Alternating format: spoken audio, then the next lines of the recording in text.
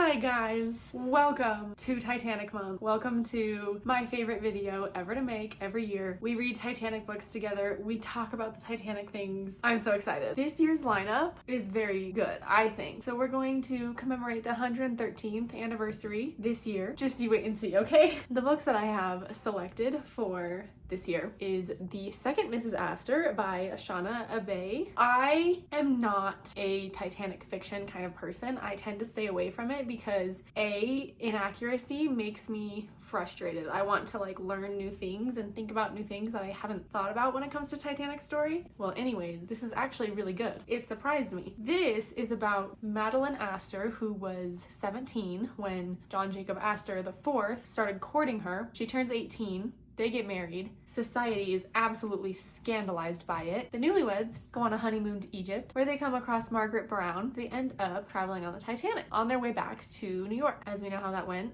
John Jacob Astor died, and Madeline's story is something that I think is very interesting because all of a sudden she was just this young girl with a huge amount of wealth and fortune and media attention on her. I don't know, I think this is good. So far, I'm thoroughly impressed. Okay, next I want to get to Unsinkable by Daniel Stone. I don't know if I'm going to get to this. I would like to. I'm on hold for it at the library, and I say, I have the book here with me, but I want to listen to it so that I can also read other things and get to other things. Last but not least, I have teased you guys the last 2 years, oh, maybe I'll get to this. Guess what book I have gotten to? On a Sea of Glass, Life and Loss of the Titanic by Tad Fitch, J. Kent Layton, and Bill Wormstead. Boy, is this a Titanic textbook. It's insane. It's incredible. It's probably the greatest book I've ever read. And I'm not finished with it. I have about 80 pages left, so we're gonna do those final 80 pages together. And then I think that we'll take some time to talk about some of my annotations because I have learned so much from this book. It's incredible. Happy Titanic month. Let's do what we do best and talk about Titanic. Also, tomorrow is my birthday, April 2nd. It is also the same day that Titanic passed her sea trials. Isn't that fun? Me and Titanic got that connection.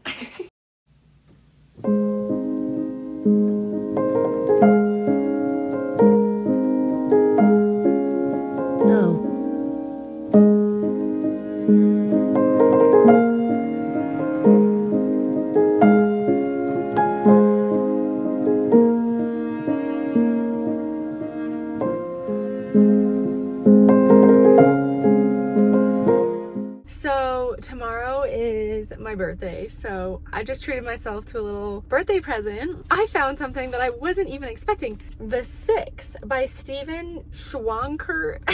Forward by James Cameron, might I add. This is about the 6 Chinese passengers that were on board the Titanic. I don't know if they were all survivors, but I'm so excited to learn about this. I think it's going to be really good. And James Cameron talks about how there's a deleted scene of the 1997 film of a Chinese man that is based on a true story that they picked out of the water. I can't wait to learn more about this. I'm not gonna read this in this video, but I'm so excited to read this. This looks so cool, and it was just published. I get so excited about Titanic books that are it's 2025, we're still publishing. Great! I'm so excited to read this. Happy birthday to me. Cheers.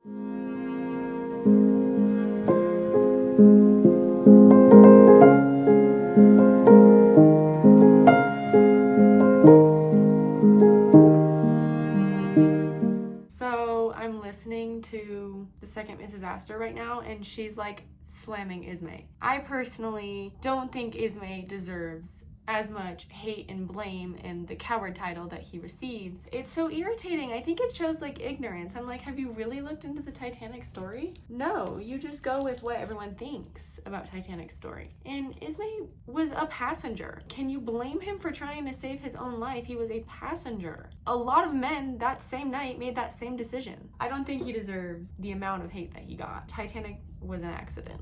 Madeline, stop complaining. Actually, what Madeline in this fictional book is calling Ismay out for is saying that on board the Carpathia, under the false name Yamsey, Ismay arranged ride to flee New York once the Carpathia reached the New York. And she's saying so that he could avoid the US inquiry, which is not true. Senator Smith, who ran the inquiry, actually came on board the Carpathia and asked Ismay directly, I would like you and certain crew members to stay for the inquiry so that we can talk about what happened. How did this disaster happen? And Ismay didn't want to, but he stayed, and he was very, very deeply disturbed by the events of the sinking of the Titanic. And I'm sure he did feel responsible, although I don't necessarily blame him. From the entire ride, when Carpathia picked up Titanic survivors and brought them to New York, Ismay did not leave the pantry once, and he actually had 2 passengers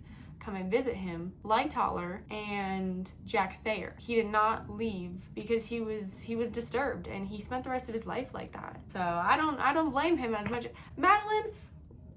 And then, yes, Ismay did try to arrange, I think it was on the Baltic or the Cedric, I don't know. He tried to leave New York and immediately go home. He knew that people would want to be going home back to England because the inquiries happened. No, they were not allowed to go home. Also, Ismay did use the false name Yamsey. So it is April 4th. I'm getting ready to go see Cannibal Corpse and Meshuggah tonight, but I'm listening to the second Mrs. Astor, and I'm about at the part where Madeline and Astor are honeymooning in Egypt with Margaret Brown. I don't know how accurate this story is to Madeline's story. However, I think it is decently accurate. And something that really surprised me is while he was courting her, they were spotted by the media and taken photos of. And those photos exist of, you can see Madeline and Astor, and they're like on the tennis court. And so I was impressed that like that part was in the book. Good job. They just boarded the Titanic. They were talking about how Astor and Madeline were waiting in Cherbourg to board the Titanic, but she got delayed, which is true. Titanic got delayed because she almost collided with the New York, leaving Southampton. And she talks about running into Margaret Brown again because Margaret Brown had to book last-minute voyage on Titanic because her grandson was sick. I'm enjoying this so far, actually. Madeline just pointed out in the book that there's a betting pool going on when Titanic will reach New York. And I just think that that's like a really cool detail to include because that really did happen. There was a betting pool. Wow, what a good detail. I think that there are pros and cons to this book. Okay, wait. Also, Madeline Astor is talking about going down to the Turkish baths, and she's talking about being down on F deck and being able to hear the engines. And I was like, wow, like that is such a good detail. I am having a lot of fun stepping into the shoes of Madeline Astor right now. Like, this is crazy.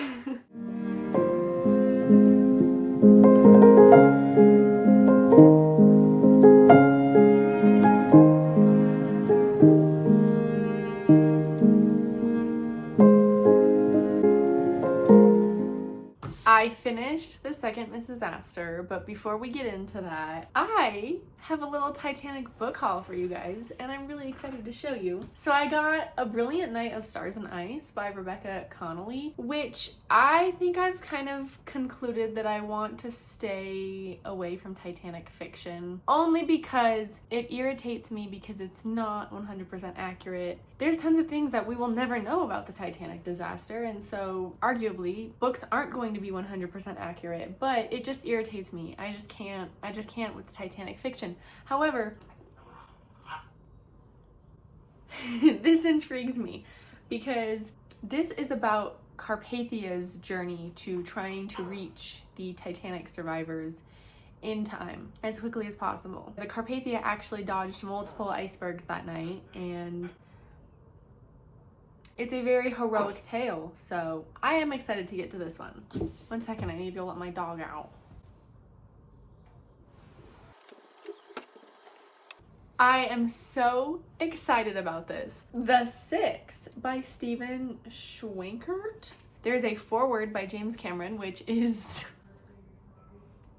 so cool to me. But also Tom Linsky, who was formerly a part of Titanic Honor and Glory, and now he runs Part-Time Explorer, is credited for giving this photo.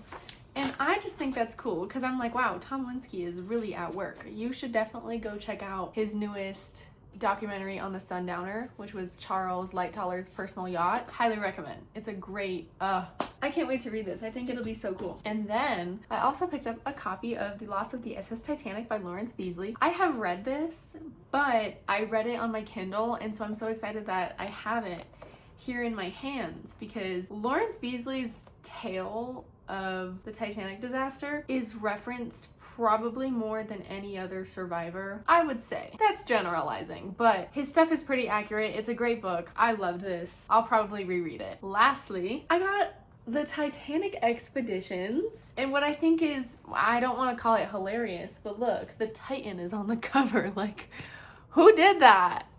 Who put that there? I'm so excited to read this. Yeah, Titanic book haul. But next, we need to talk about the second Mrs. Astor. I think I'm rating this 3 stars. I really enjoyed it for what it was, in the sense that I got to step into Madeline Astor's shoes and kind of understand how devastating Titanic was for a lot of women who lost their husbands and then they were then widows. But also, this girl was 18. She was so young. She was pregnant and all of a sudden she was alone. I think it's a sad story, right? However, I get upset at little details.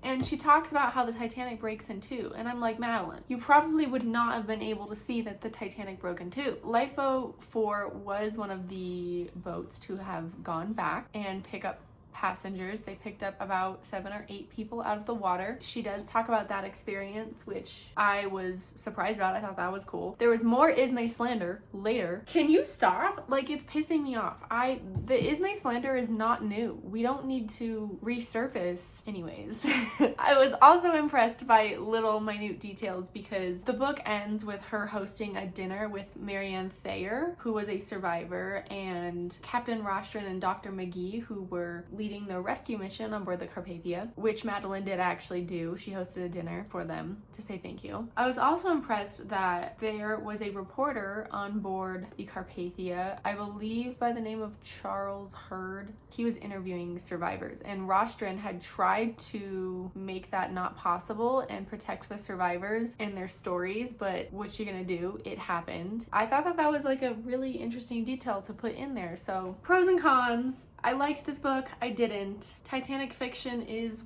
what it is. Today is the 7th, so I'm probably only gonna be able to get in one more Titanic book, but don't worry, I'm almost done with On a Sea of Glass. I have like 60 pages to go. We're gonna finish it by the end of the week. However, I am gonna start one more Titanic book this month. What I do think I'm going to get to is this one, also because I have the audiobook from the library, so then I can be efficient with let's do my favorite thing and go start this. Go do more Titanic stuff. If I read 10 pages of On a Sea of Glass tonight and then another 6 pages for the rest of the week every day, I'll have finished this book by the 14th.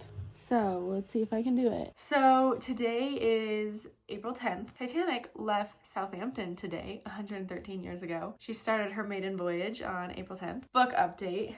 I love this book. I love this book so much. I'm gonna try to read 10 pages tonight. That's the goal. That's a lot of pages. And then I'm also listening to Sinkhole right now, and this is so good. I mentioned earlier, I like to read Titanic books to hear new perspectives and to think about like new things that I've never thought about before. And this book, both of these books, I mean, come on. But this book is surprising because it's talking about like a lot of different things that I didn't know. For example, apparently, according to this book, it says that lifeboat number 1 was known as the captain's boat. I've never heard that. I want to look into that. Maybe that's just me. I've never heard that. And then also, there was a British composer in 1969 who created a soundscape exhibition that played recordings of survivors' testimony by using emergency Morse code messages. The idea was that the story never completely dies, but merely grows fainter and fainter. And I was like, what?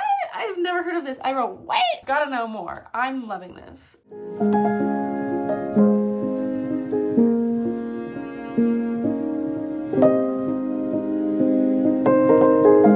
Okay, I know that my steering wheel is in the way, but I have like a chapter left of this, and today is the 12th. I have absolutely loved this book. It is so good. It is such a different perspective. It really covers all of the people who were into Titanic and wanting to discover Titanic before Robert Ballard did, which is not something I've really investigated, which I think is cool. It is likely that potentially the Russians or someone else could have stumbled upon the wreck before Robert Ballard did, but we just don't know about it. Who knows? A lot of people have been down there. It's also really interesting the amount of people who have fantasized about bringing the wreck up to the surface, and it's impossible, which I think most people know that, but it's like truly impossible. The extent of the damage of the wreck is irreversible. As ships sink, they deteriorate faster in areas where there was breakup and damage, and Titanic literally split in two pieces. As you can imagine, she sank 113 years ago. There is extensive damage. So this book is really interesting though. It really just makes me want to like get my diving certification and go investigate the deep sea. Good morning, guys. Today is the 13th and I finished this book yesterday. I absolutely loved it. 5 stars. This really was really interesting, really fascinating.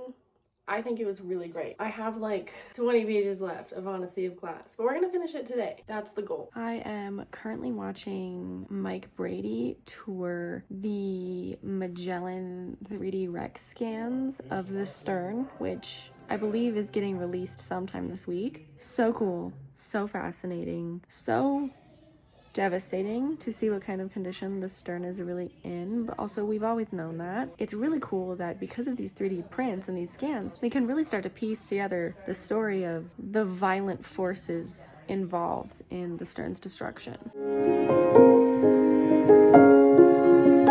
Hi guys, I just got off of work. The Part-Time Explorer / On a Sea of Glass authors live stream that happens every year is about to start in like 20 minutes. I have like 2 pages left of this. We're gonna talk about this tomorrow when I can talk about in full depth like all of my thoughts, the things that stood out to me, the things, you know. I'm gonna go make some Titanic tea, drink from my Titanic cup, and watch the 113th anniversary. Today is the 14th. We're about to commemorate it. It's very special. It's my favorite thing to do every year, and I don't want to say I look forward to it, but I do, because it's such a special way to commemorate a tragedy and to talk about history together. It's so cool.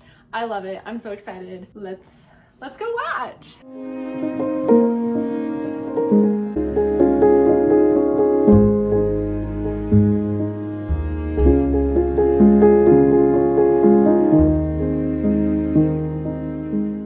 The time has come to discuss this book. Today is the 15th. We got some really cool Titanic documentaries. I'm really excited about Mike Brady's Secrets with Ken Marshall and Part-Time Explorer's video on the ships that went out to pick up Titanic's dead, like the Mackie Bennett and the Minnie. So this book, I don't even know where to begin to tell you about. It's absolutely stunning. The fact that these authors took the time to thoroughly analyze everything. It was a fine forensic analysis, if I do say so myself. A couple things that really stood out to me was the amount of pictures in this that were really adding to what the authors were talking about. And there was a number of diagrams like this one. It shows where they speculate that the iceberg damage actually occurred and how many feet across the starboard hull they think that it might have been, which is just really cool if you ask me. Something that I didn't know, I think I did know this, but this pointed out to me again, and like now I'm like, ooh, I know it. Titanic's fourth officer Boxhall was cremated and his ashes were scattered over the location of his distress coordinates, which is where he always maintained Titanic had sunk. Clearly, Titanic had remained a major part of his life, even more than 50 years later. I think I did know that, but that's just like, that's crazy. It blows my mind. The amount of survivor quotes and testimony that is in here, it's crazy. Also, I wrote all over it. If you're wondering about my annotations here, blue is something that I didn't know, or like a fact, or a statistic. Orange is something that I want to discuss in my book, whether that be like an interesting point or something that they said. I might want to reference it in my own Titanic book that I'm writing. Green is further questions I have. Purple is either passengers or other ships. Pink is things James Cameron got right in the 1997 film. A lot of that story has its pros and cons, but I love James Cameron's 1997 film. This was so good. I mean, it's truly so stunning. 10 out of 10. This was a good Titanic year. I can't wait to do this next year, and we're gonna go crazy next year because I'm gonna have limitless time next year. That's what I always say. Thank you so much for watching. If you like Titanic, stick around because guess what? I have a secret to tell you. I'm going to Ireland in May. I'm going to the Titanic Hotel. I'm going to see the Nomadic, I'm going to Cobb, and I'm also going to Kinsale. So I'm going to do the Titanic Museum experience in Cobb and the Lusitania Museum experience in Kinsale. So I'm so excited. Don't worry, I'll take you guys with me. Thank you so much for watching. I'll see you guys then.